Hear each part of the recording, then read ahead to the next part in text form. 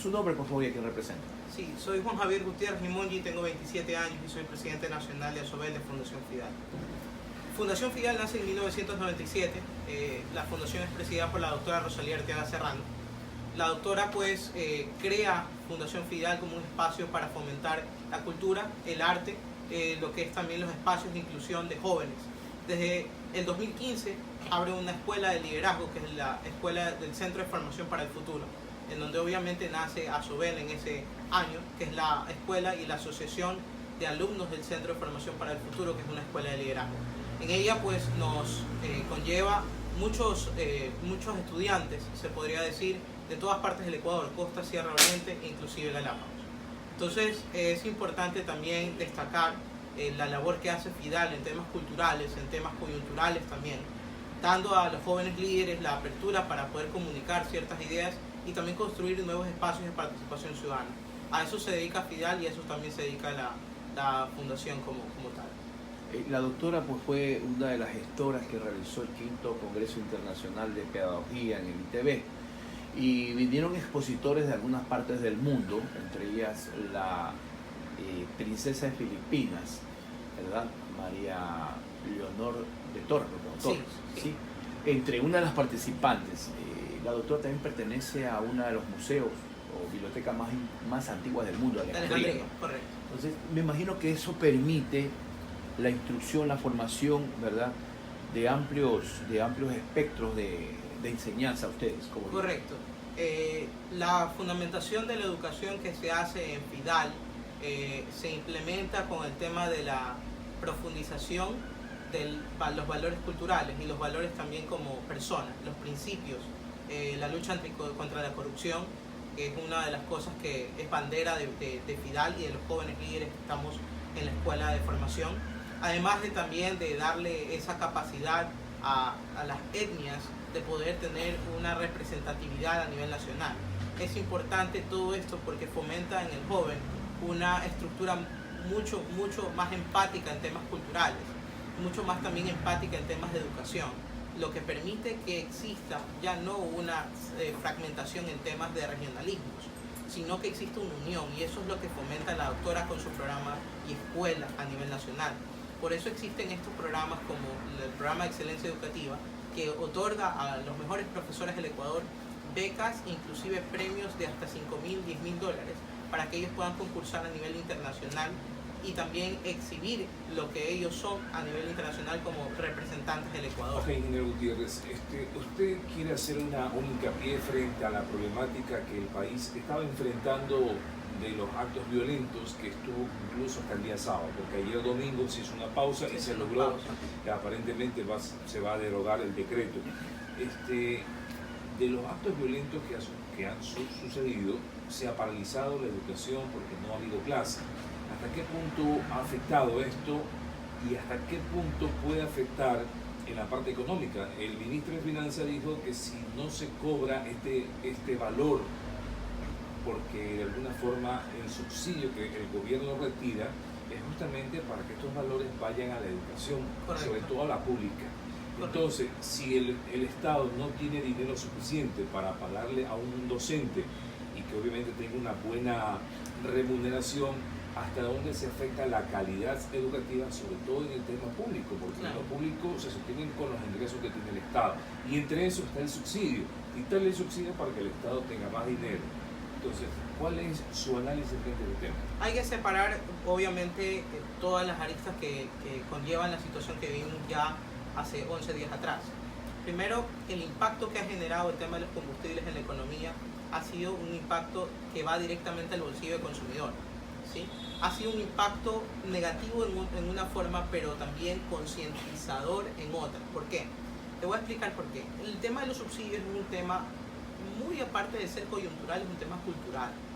A nivel mundial, los subsidios son únicamente usados para las personas que son de escasos recursos y que obviamente necesitan una ayuda del papastado, como se le dice, o del gobierno nacional. En este caso, al focalizar o al intentar poner un subsidio lo están haciendo para toda la sociedad, ricos, clase media y pobres. Los que se ven beneficiados netamente son las personas ricas en este caso, porque pagan no el precio que obviamente deberían pagar, que es $2.30, sino pagan $1.30, un dólar menos. En este caso, el problema no solamente viene porque hay una injusticia en las brechas de pagos, sino también porque necesitamos ajustar, porque el Ecuador ha venido de una crisis no solamente de ahora, de 3 meses atrás, sino ya de unos 11, 12 años atrás, con temas de corrupción, con temas también de manipulación de información y con temas también que ameritan que las personas tengan conocimiento sobre el tema. Y es así como se crea una inestabilidad de 10 días, de 11 días, con paros, manifestaciones, porque las personas también no están bien informadas. Las personas no entienden también de que este cambio de paradigma en el tema de los combustibles sí va a afectar en un corto plazo, pero en un largo plazo podría beneficiar. Ahora, ¿cómo esto impacta directamente una vez que ya nosotros sabemos que existe la paz, que en los actuales momentos están haciendo ya inclusive mincas en la capital para poder trabajar y ordenar la ciudad de Quito? ¿Cómo esto va a afectar o cómo esto afecta directamente a la educación? Primero, hay que ser honestos y hay que decir que en Ecuador está dividido. Existe una discrepancia netamente social, porque los indígenas miran a los costeños como unas personas que no han sido consecuentes o han sido indolentes con el sentir indígena. Dos, han tratado también de que la educación como tal, una vez que se hayan paralizado todas las cosas, tengo entendido que el sistema educativo ha continuado mandando deberes y todo, pero sí perjudica el tema de la paralización como tal, porque también no existe una profundización en el tema, no existe una canalización de cómo se puede mejorar o cómo se pueden dar alternativas a que exista una rotación en temas educativos, porque toda crisis, toda situación parte de temas educativos y temas culturales. Es decir, de que ese dinero que se podría estar invirtiendo, no solamente en el agro, como dijo el presidente de la República, sino también en la educación, podría mejorar, inclusive perfeccionar el tema de la innovación educativa en nuestras escuelas y colegios fiscales, inclusive particulares, porque inyecta inversión y generaría también que muchas más personas estarían trabajando en moldear también las mentes de nuestra sociedad. La base de nuestra sociedad son los jóvenes, los niños, y ahora también en las universidades, los centennials y los millennials que están dentro de las escuelas y colegios. Entonces, ese es el panorama que se da tanto en la educación como en la parte financiera. La parte social, obviamente, tenemos que reconstruirnos como nación. Es un tiempo también de llamar a la paz, sí, a la sensibilidad social, sí, pero también entender de lo que pasó hace 11 días. ¿Qué tenemos nosotros? Los actores políticos que están actuando ahora, o no solamente los actores políticos, sino qué es lo que pasó en Quito, qué es lo que ha pasado en Guayaquil, por qué tanta zozobra, qué existió. Debemos de preguntarnos todas estas cosas para encontrar responsables, porque en este momento no podemos primero apuntar con el dedo a alguna persona que no tiene pruebas. Tenemos que encontrar esas pruebas, tenemos que encontrar qué pasó, cuál fue la zozobra que vivió el país durante estos 11 días y quién es el responsable que debe de asumir todos los costos y las consecuencias, inclusive los heridos y muertos que han habido. Ahora, la ley de fomento productivo que también fue promulgada en este gobierno, en esa ley se establece la exoneración o el subsidio para los empresarios. Entre ellos están los bancos, están empresas privadas que ya no van a pagar, porque la ley así lo dice, fomento productivo. ¿No cree usted que el gobierno, justamente para justificar ese espacio que dejó por dejar de cobrar a esas empresas, se pretendió obviamente con el decreto crear un ingreso económico? ¿Dónde debe atacar el presidente? ¿Debe reformarse esa ley de fomento productivo y cobrarse esos impuestos pendientes? Yo lo que creería es que, como tal, la ley de fomento productivo es positiva, pero eso sí debe de impactar de forma directa a quienes obviamente, primero, recuperar todo el dinero que ha sido ha sido de alguna forma que no ha sido devuelto a las arcas del Estado. Obviamente creo que nosotros como ecuatorianos deberíamos pedir cuentas acerca del dinero que se han robado, porque no hay otra forma de decirlo, se han robado dinero, nuestro dinero, y hay que pedir cuentas de dónde está ese dinero, uno. Dos, habría que también fomentar el tema de qué puntos sean positivos para los sectores vulnerables y qué puntos son negativos para los sectores vulnerables. Tenemos que también pensar no solamente en las grandes multinacionales o en los grandes banqueros que pueden dar o pueden dar más, sino que también ayudar a que las personas que tienen escasos recursos o que poseen una se podría decir, en una situación de vulnerabilidad, se puedan ellas tener conciencia de cómo están ellas paradas dentro de la sociedad.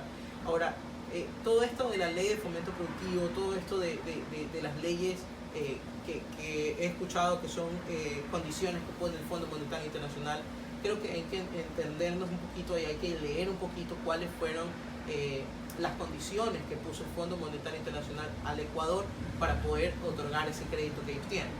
Y de eso también sacar conjeturas. Ahora, de esas conjeturas, ¿cómo las sacamos? Como sociedad necesitamos debatir, y eso parte también de la educación. Necesitamos debatir. Aquí, aproximadamente el 75% de la población, se podría decir, perdón, el 60% de la población es millennial y centennial. Es decir, ellos tienen accesibilidad a la información, tienen internet dentro de sus teléfonos y también tienen el conocimiento para poder investigar nuevas cosas que suceden alrededor del país.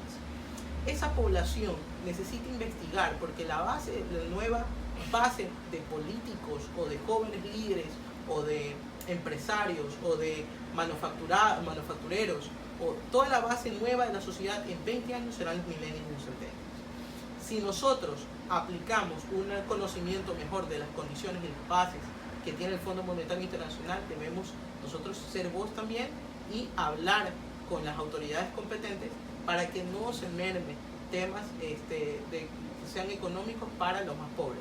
Hay que facilitar esa vía, ¿sí? Hay que facilitar esa vía y empujar también a que exista una investigación mucho más fuerte, con datos, con sustento, para que exista entre todos una convergencia en temas económicos y en temas sociales que actualmente... En ese punto, ingeniero, en ese punto, ¿no estaría bien que el gobierno de alguna forma empiece a poner en venta o remate al público todos los bienes que fueron, entre ellos los bancos y los canales de televisión, que son del Estado, a la venta pública, y con ese dinero de alguna forma atender al sector más vulnerable del país? Porque de eso pasaron 10 años del gobierno de Correa y nunca se vendió nada. Pues eso fuera positivo. Lamentablemente, pero el gobierno depende mucho del tema coyuntural. Lo vimos ayer con los indígenas.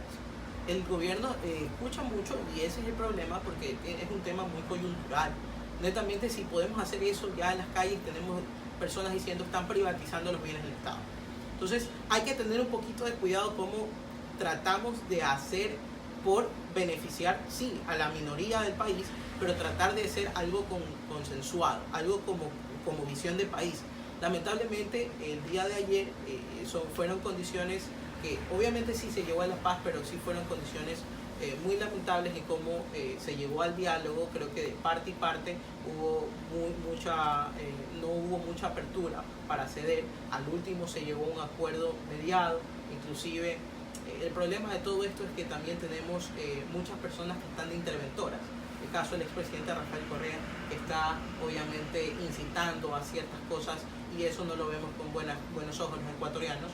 O hay personas externas que tal vez van de un bando al otro. Yo creo que en este momento lo que necesitamos es consensuar. Lo que necesitamos es debatir, ir a la academia, abrir espacios de participación ciudadana y netamente ver desde todos los talentos que tienen los jóvenes ecuatorianos y las personas mayores ecuatorianas, ver cómo podemos salir de esta crisis, porque netamente si privatizamos puede ser que vuelta tenemos una revuelta de indígenas diciendo, bueno, estás privatizando, es igual a que me subas la gasolina. Entonces tenemos que tomar una decisión como país netamente y también sanar esas heridas como división de clases sociales. Sí, pero perdón, yo no me refiero a la privatización, yo me refiero a los bienes incautados de la banca cerrada y a los bienes incautados, obviamente, pues entre ellos edificios, los mismos bancos que funcionaron y que quebraron y que no pudieron sostenerse solos y que obviamente no se devolvió los capitales a los cuentaahorristas ni a los depositantes. Esas propiedades debieron haber sido hace mucho tiempo, ¿verdad?, puesto en venta. Eso no es privatizar, es devolverle a los ecuatorianos la confianza que se perdió en el 99. Correcto, pero de alguna forma usted tiene que explicarle con esas mismas palabras al pueblo. El pueblo no va a entender, porque el pueblo va a decir, no, tú me estás privatizando un bien que es mío, ¿ya? Y le estás entregando a otra persona por dinero. Entonces usted primero, antes de empezar a decir voy a privatizar tal cosa o voy a vender tal cosa al Estado, usted tiene que darle cuentas a la ciudadanía de lo que está pasando. Entonces, eso es lo que me refería en mi intervención anterior, porque si usted no le da a entender bueno, se podría decir a la ciudadanía lo que está pasando actualmente y darle una radiografía de la situación como ellos están, ellos van a entender otras cosas y se le van a sublevar. Entonces, en este momento, coyunturalmente y políticamente, tenemos que tocar un área muy sensible con la ciudadanía. Tenemos que, como les digo, consensuar, llamar otra vez a la paz, que ya que estamos en paz también aprovechar los canales de diálogo para ver qué más nos hace falta, qué más podemos mejorar como nación y cuál va a ser la salida, bueno, ante estos días de conmoción social. Ingeniero Gutiérrez, para su criterio, escuchándolo detenidamente, lo que hay que hacer en los actuales momentos para el país es consensuar, analizar. Antes de tomar una medida, socializarla con la gente más humilde del país. En esta situación que se dio la noche de ayer, ¿hubo ganadores, hubo perdedores o definitivamente todos los ecuatorianos ganamos porque se restableció la paz? A ver, todos los ecuatorianos ganamos porque se restableció la paz, sí. Se restableció un estado que debió haber quedado hace 11 días atrás. Creo que hubiera sido un poquito mejor si el gobierno podría canalizar de mejor manera el impacto que hubo con el tema de los combustibles. Creería yo que hubiera sido una mejor socialización en temas de difusión del mensaje. Creo que muchas personas, y me incluyo porque he escuchado en redes sociales muchas noticias falsas sobre el tema del alza del combustible, que iba a afectar a tal cosa. Creo que en todos estos 11 días hubo una campaña sistemática, no inclusive por el tema de los combustibles. Creo que se mezcló otros intereses personales y intereses políticos, que eso afectó de alguna manera el bienestar y causó zozobra en los ecuatorianos, y eso es preocupante. Entonces, yo creo que el día de ayer se ganó, pero no se ganó definitivamente. Creo que en este momento, muy aparte de que sea la CONAIE, sea el gobierno nacional, creo que todos nosotros, jóvenes, personas mayores, jubilados, agricultores, empresarios, amas de casa, empleadas domésticas, todos tenemos que sentarnos a pensar qué es lo que queremos para el Ecuador. Creo que es momento ya de dejar una postura netamente si soy de izquierda o derecha. Creo que hay que sentarnos en una mesa y dialogar. Esperar también de que las posturas, creo que el 9 de octubre, una postura netamente apartidista, un llamado del exalcalde de Guayaquil, Jaime Nebot, en poder marchar por defender la paz y la democracia. Creo que yo acudí al llamado y fue un llamado que vi muchas organizaciones sociales, inclusive partidos políticos de diferente especie, ¿no?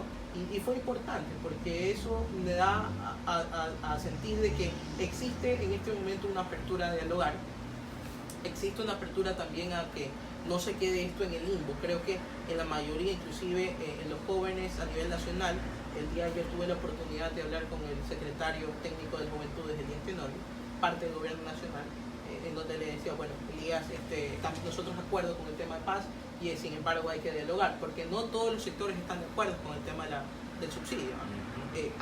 Unos creen que hay que focalizar el subsidio para los más pobres, otros dicen que se derogue completamente, otras personas dicen no deroguen, que quede igual así, y obviamente hay que tratar de negociar.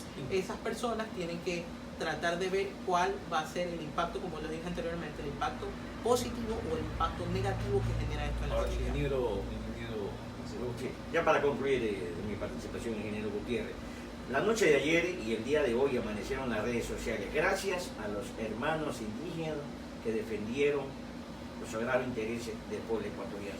Mientras los hermanos indígenas se matan, se pelean, otros sectores de la sociedad no hacen absolutamente nada.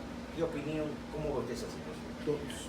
Con respecto obviamente a la ausencia, no hubo ni un asambleísta que dijo nada por ninguna. El poder legislativo prácticamente perdió. Nulo. Eso es lamentable. Tengo entendido que ciertos partidos políticos emitieron comunicados exhortando al presidente de la Asamblea a que exista ya una sesión ordinaria. Lamentablemente la sesión de hoy fue cancelada. Claro, porque ya se solucionó todo. Se solucionó todo, pero es obligación de la Asamblea pronunciarse. Sí. Creo que es obligación de ellos pronunciarse ante un momento crucial que está pasando el país. El tema de los indígenas, creo que, como les dije en mi intervención en tema de educación, necesitamos nosotros como sociedad entender también cuál es la coyuntura de ellos. Porque nosotros podemos estar bien vestidos, con los mejores zapatos, con las mejores ropas, pero ellos no son parte, se sienten excluidos como parte de la sociedad.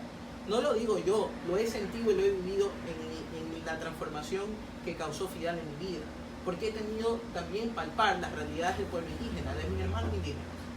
Y he vivido también cómo ellos luchan por sus propios derechos dentro de sus comunidades, y tal vez sí, en algunas ocasiones no tenemos el suficiente conocimiento para entender cuál va a ser o cuál es el conocimiento de ellos ante la sociedad o el sentir de ellos ante la sociedad.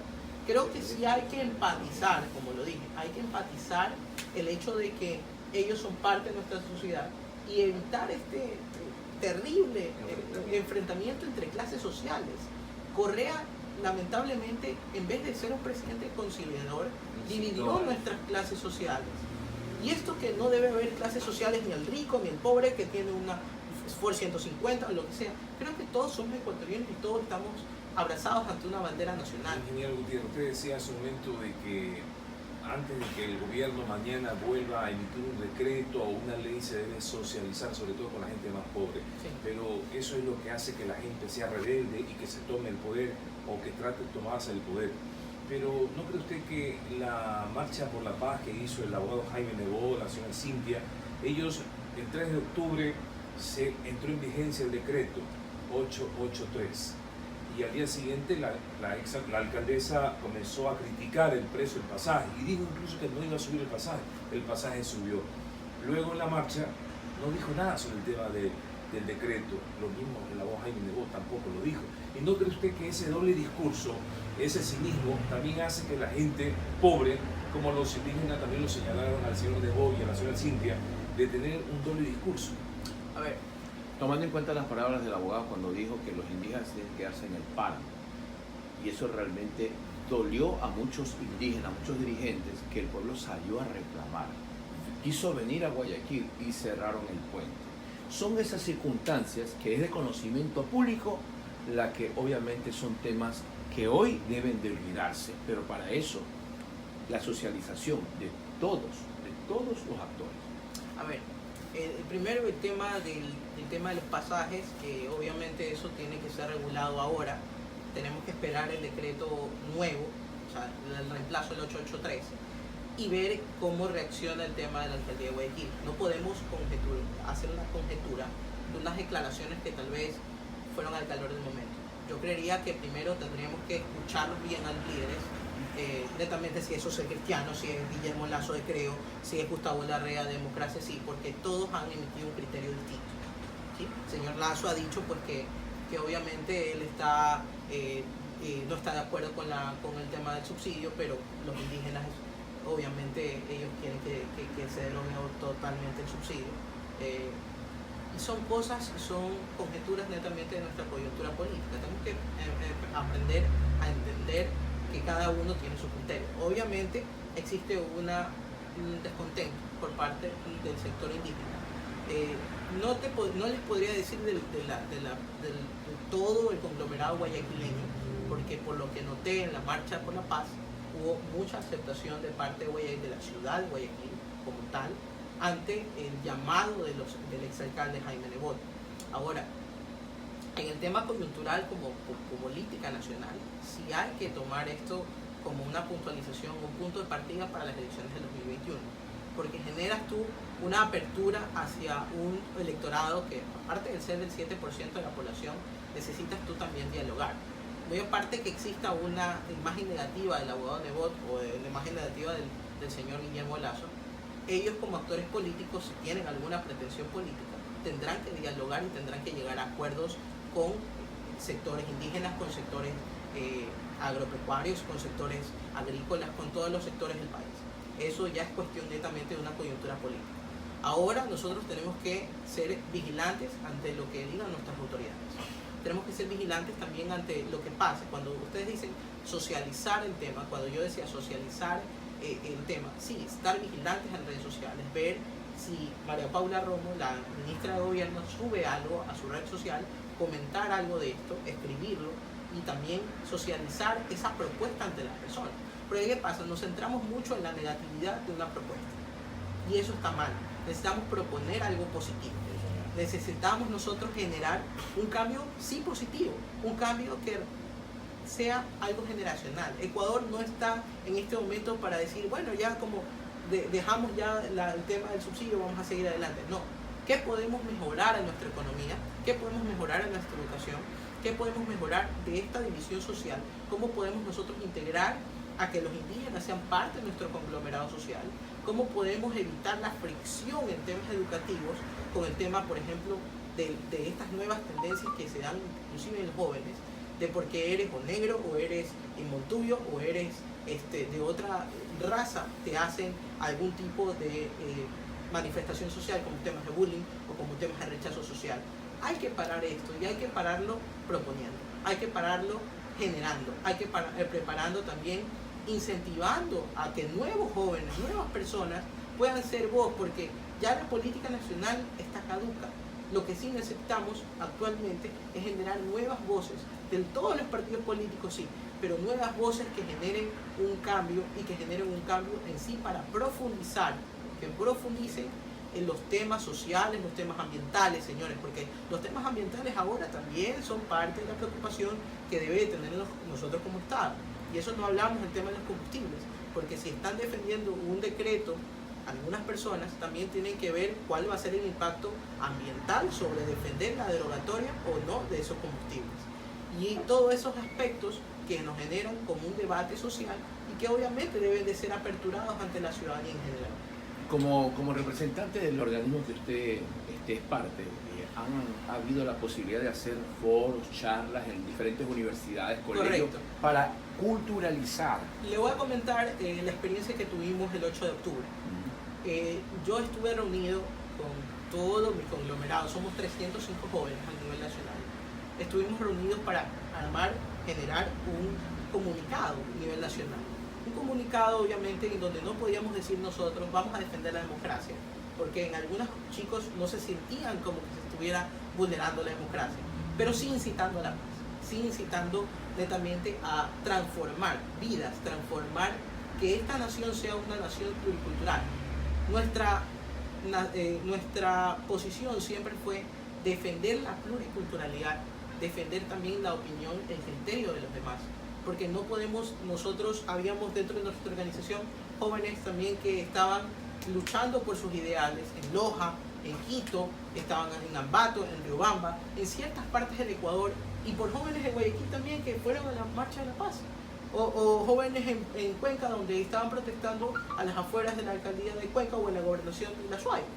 Y teníamos nosotros que consensuar, porque estábamos viendo mucha violencia, estábamos viendo que también había una vulneración de derechos humanos, y teníamos que consensuar a nivel nacional. Es por eso que ASOBED y Fundación FIDAL impulsan espacios de participación activa de jóvenes, impulsan espacios donde netamente exista una canalización de la información, y nosotros vamos a empoderar a las comunidades más chiquitas del Ecuador. Acá hace un par de semanas estuvimos empoderando a más de 300 personas del Cantón San Borondón, cabecera cantonal. Nos dio la oportunidad la Municipalidad de San Borondón para poder empoderar en temas de liderazgo comunitario, en temas de liderazgo empresarial y en temas de liderazgo social y ético. Y fue un éxito realmente, porque nos apoyó la ciudadanía, y la ciudadanía le brindó ese apoyo no solamente a Fundación FIDAL, sino a mi persona y a las personas que fueron a trabajar por el país, por crear un mejor Ecuador. Porque ese es el lema de la Fundación, construir mejores ecuatorianos para generar un mejor Ecuador. Y eso es lo que nosotros impulsamos y creemos, que Ecuador sí puede crear un espacio para que mejores ecuatorianos debatan, para que exista una canalización mejor y que podamos estar comparados con países como Europa. Sí, esta agrupación de jóvenes que usted dice que está liderando o que se reunió, ¿qué tan limitados se sienten cuando estos grupos se alinean con partidos políticos y que de alguna forma el líder del partido dice no hay que dejarlos pasar a los indígenas, o no nos vamos a prestar para criticar el tema del combustible, consciente de que está mal y no lo digo, y se crea un cinismo ante la opinión pública? Hoy digo una cosa y mañana digo otra cosa. Estos jóvenes que de alguna forma, no digo que están alineados con un partido político, pero le pregunto, si se alinean con un partido político, ¿le hacen cambiar las ideas a ustedes? A ver, todas las personas que están en un partido político tienen clara, y es la película de su posición ideológica. ASOBEL recoge todas las opiniones de los partidos políticos, porque están nuestros jóvenes incursionando en ciertos actores como actores políticos, sea en el Partido Social Cristiano, sea en CREO, sea en Alianza País, sea en Revolución Ciudadana, sea en todas las aristas de democracia, sí, todas las listas del Estado.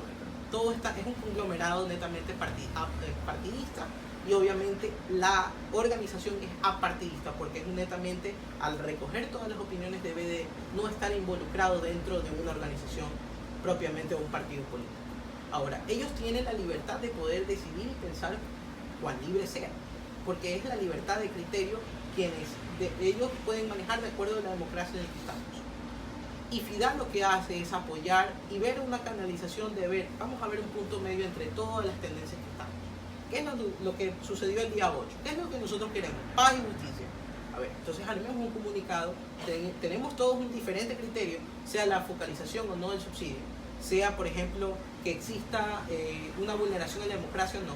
Todos tienen su criterio totalmente respetable, pero lo que nos une es que queremos paz y justicia.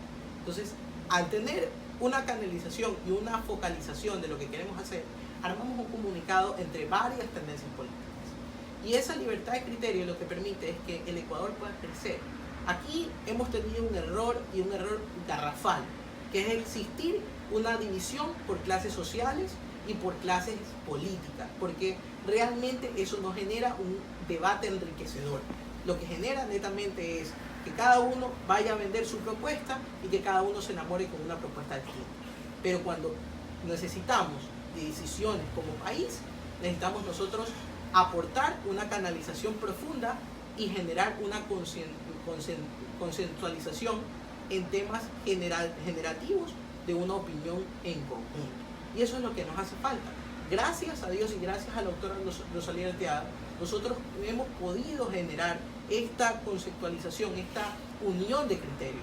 Todos podemos discrepar, sí, pero necesitamos enfocarnos en un punto donde el Ecuador avance. No nosotros, porque aquí nosotros en unos 40, 50 años ya no existiremos o ya quedarán nuestras futuras generaciones.